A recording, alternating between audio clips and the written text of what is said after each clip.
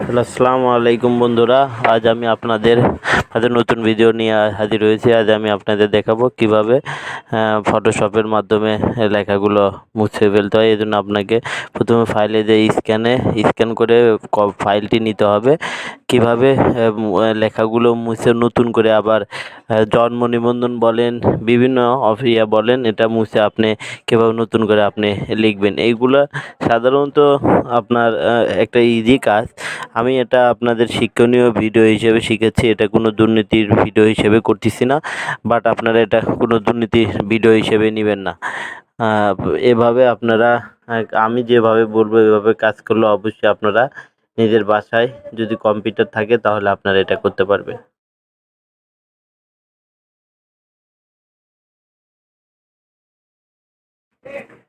এভাবে আপনি এখন রেক্ট্যাঙ্গেল মার্কিং টুল সিলেক্ট করে তারপরে ফাঁকা জায়গায় অল্ট অ্যান্ড কন্ট্রোল বাটন চেপে ধরে এটা কপি করতে হবে।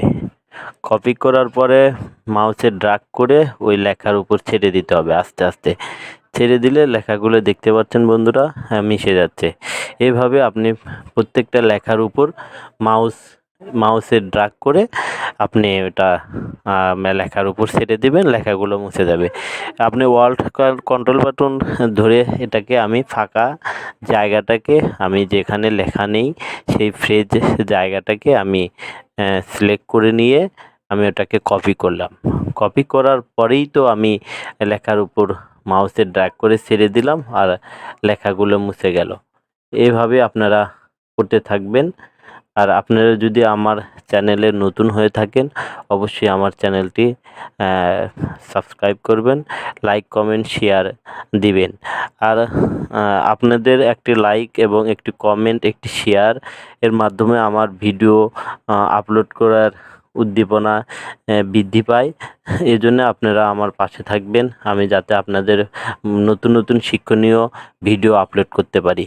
এভাবে মাউসে ড্র্যাগ করে আপনারা আপনার লেখার উপর ছেড়ে দিবেন, দেখবেন আস্তে আস্তে লেখাগুলো সব মুছে গেছে। যদি রেক্ট্যাঙ্গেল মার্কিং টুলটা আবার চলে যায়, এভাবে আবার নতুন করে আমি একটা ফাঁকা জায়গায় নিয়ে অল্ট আর কন্ট্রোল বাটন চেপে ধরে আমি কপি করে আবার লেখার উপর ছেড়ে দিয়েছি। এইভাবে আপনারা আপনার প্রত্যেকটা কাজ কমপ্লিট করতে পারবেন। ঠিক আছে বন্ধুরা, আর এইভাবে আপনারা প্রত্যেকটা কাজ কমপ্লিট করতে পারবেন।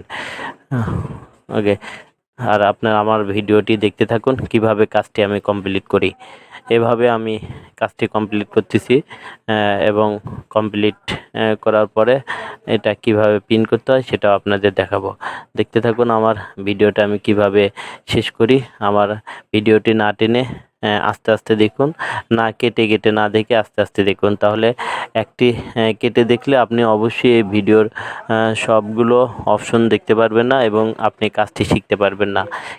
ঠিক আছে বন্ধুরা, ওকে, আপনারা দেখতে থাকুন ভিডিওটি।